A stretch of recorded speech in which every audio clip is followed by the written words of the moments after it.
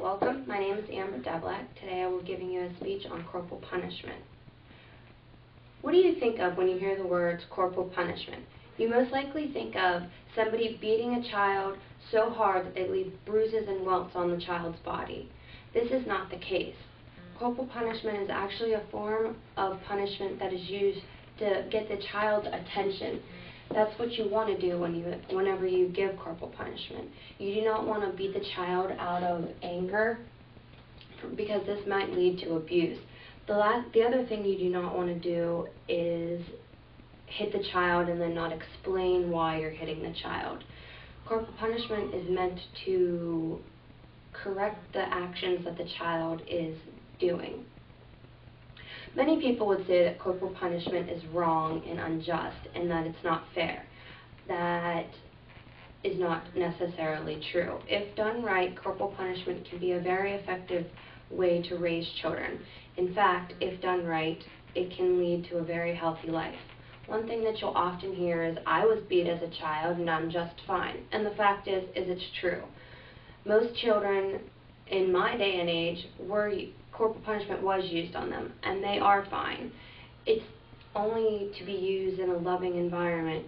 You need to step away from the situation whenever you're going to be using corporal punishment and cool off after your child has done something that they were not supposed to do.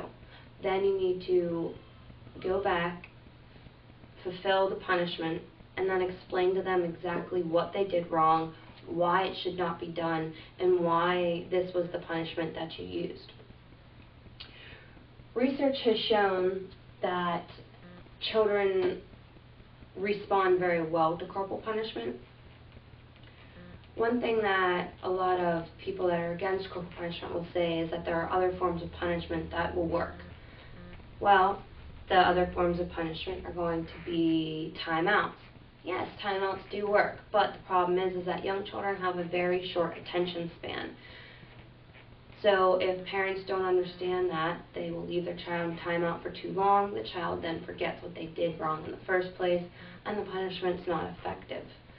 The other thing is that timeout doesn't necessarily really affect the child. If they do something very wrong that could cause danger to them or others, then putting them in timeout is just going to be like, okay, well, I can't do something for a minute, great. Another form of punishment that's often used is taking away privileges. I personally know that as a child, when my parents took privileges away from me, I just found a way around it, and it never worked. I feel that the only way that my parents could punish me properly was to give me a quick swat on the butt and keep going. The one thing that I want to make sure that everyone knows about corporal punishment is that there's only supposed to be about 5 or 6 swats on a closed bottom or the hands, so that way it cannot be considered abuse. Whenever you start hitting the child repeatedly or using objects to hit the child, that is considered abuse, and that's something that you do need to know. I feel that corporal punishment is a very, very needed way of punishing children. Without it, I feel that children can run amok and not be held responsible for what they have done.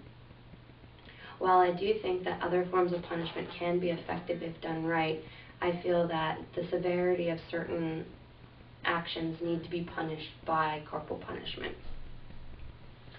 According to a few statistics that I found, 59% of pediatricians and 70% of family physicians support corporal punishment.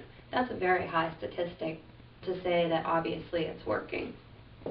I also have a few other little things here that saying here that student beatings are highest in the South. In all actuality, some students have the choice of punishment that can either be put to detention, suspension, or they can have corporal punishment as a form of punishment. Many students choose the corporal punishment. It's quick, easy, and then they're done. According to this, the number of students receiving corporal punishment by state, the southern states, as you see again, are receiving more than 3,000 students per year are getting the corporal punishment. and yellow states here means that it's banned.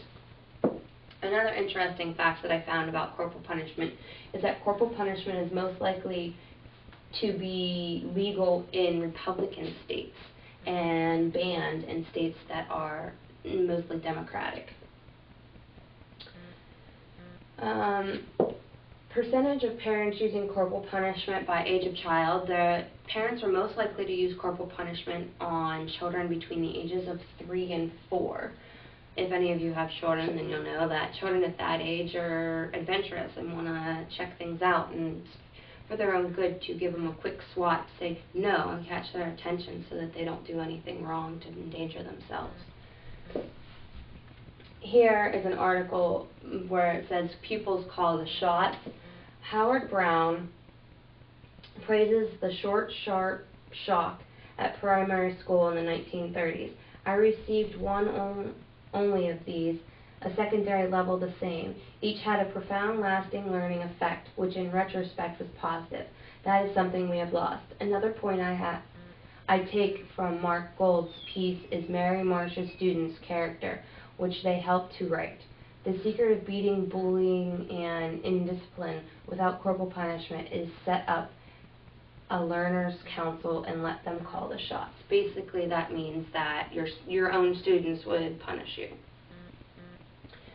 Some other interesting statistics are that children need to be physically punished once in a while.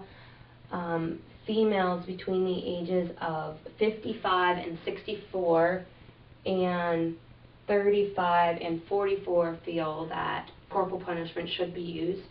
And the statistics are highest in males between the ages of 25 and 34 and 45 and 54. That shows maybe the way people were raised. Those are the kids that were beat as children.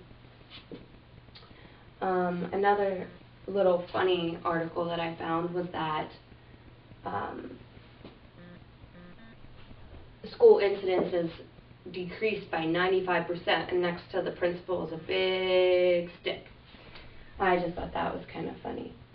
So overall, I feel that corporal punishment is extremely important and can be very useful for parents in preventing their children from harm and teaching their children ways that they can not do harm to themselves or others. Thank you. I hope this has been informative for you, and I will see you guys all later.